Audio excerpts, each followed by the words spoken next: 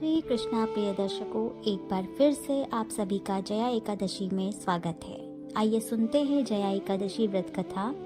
जया एकादशी के दिन हिंदुओं में बहुत ही महत्व रखा जाता है।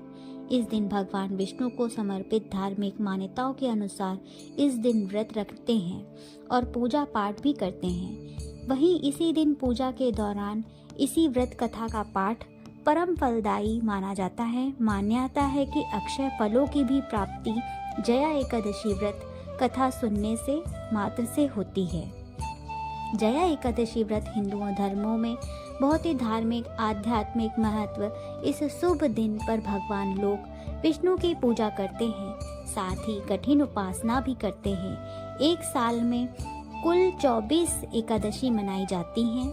वहीं एक महीने में शुक्ल पक्ष और कृष्ण पक्ष में जो 2 एकादशी आती हैं। इस साल जया एकादशी का व्रत माघ माह के शुक्ल पक्ष की एकादशी 24 फरवरी आई जाती है। अगर आप इस व्रत का पालन कर रहे हैं तो इसकी कथा का पाठ जरूर करें, क्योंकि इसके बिना एकादशी व्रत अधूरा माना जाता है। तो आइए पढ़ते हैं, सुनते हैं इस व्रत कथा को। एक बार इंद्र की सभा में भव्य उत्सव चल रहा था।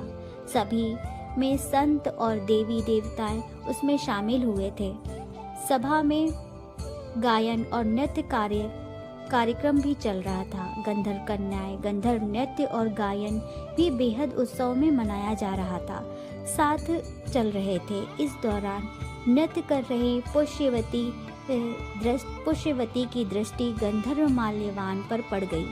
माल्यवान के यौवन पर पुष्पवती पर मोहित हो गई। इसके वह सुख सुध बुध भी खो बैठी, अपनी लय ताल के भटक गई। वही माल्यवान भी सही तरीके से गायन नहीं कर रहा था। ऐसा देख सभा में सभी उपस्थित लोग क्रोधित हो उठे। यह दृश्य देख स्वर्ग नरेश इंद्र भी बहुत ज्यादा क्रोधित हुए और उन्होंने दोनों को स्वर्ग से बाहर कर दिया। साथ ही उनको यह श्राप दिया कि तुम दोनों को प्रेत योनि प्राप्त होगी। श्राप के असर से माल्यवान और पुष्पवती प्रेत योनि में चले गए और वहां जाकर उनको दुख का सामना करना पड़ा। प्रेत योनि के कष्टदायक थी। एक बार माघ महीने की शुक्ल पक्ष की जया एकादशी को माल्यवान और पुष्पवती अन्न का सेवन नहीं किया। दिन में एक बार ही फलहार किया था। इस दौरान दोनों ने जगत के पालनहार भगवान विष्णु का सुमिरन किया। दोनों ही भक्ति भाव को देखकर भगवान विष्णु ने पुष्पवती और माल्यवान को प्रेत योनि से मुक्त कर दिया। भगवान श्री हरि के आशीर्वाद से दोनों को सुंदर शरीर प्राप्त हुआ और वह फिर से स्वर्गलोक को चले गए। जब वह वहां पहुंचकर इंद्र को प्रणाम किया तो वो चौंक गए। इसके बाद उन्होंने पिशाच योनि से मुक्ति का उपाय भी पूछा। इसके बाद माल्यवान ने बताया कि एकादशी व्रत के प्रभाव से और भगवान विष्णु की कृपा होने से दोनों को पिशाच योनि से मुक्ति मिली। इसी प्रकार जो व्यक्ति जया एकादशी व्रत कथा सुनता है व रखता है, उसे मोक्ष की प्राप्ति होती है।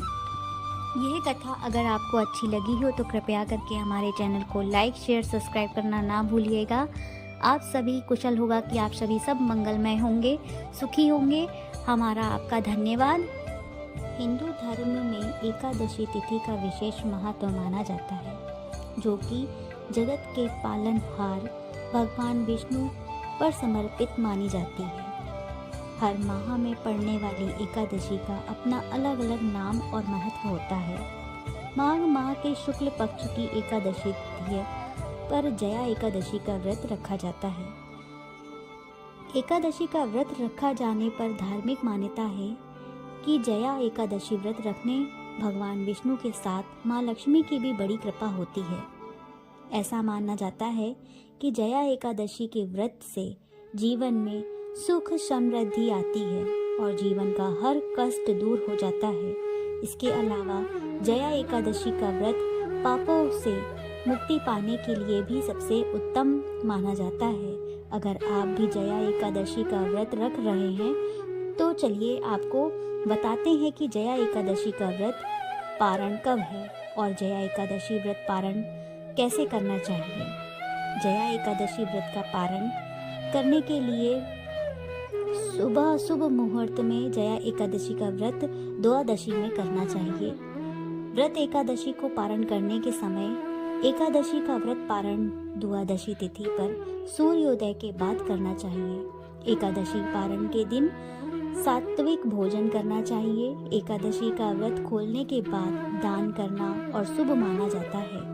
एकादशी का व्रत खोलने की विधि भी नीचे बताई गई है, आइए जानते हैं। द्वादशी तिथि पर सुबह जल्दी उठकर स्नान करें, फिर भगवान विष्णु की विधि पूर्वक पूजा करें। पूजा के दौरान घी का दीपक भी जलाएं। भगवान को फल, मिठाई, तुलसी के पत्ते, पंचामृत और सूखे मेवे चढ़ाएं। हाथ जोड़कर पूजा में हुई गलती के लिए क्षमा याचना भी करें।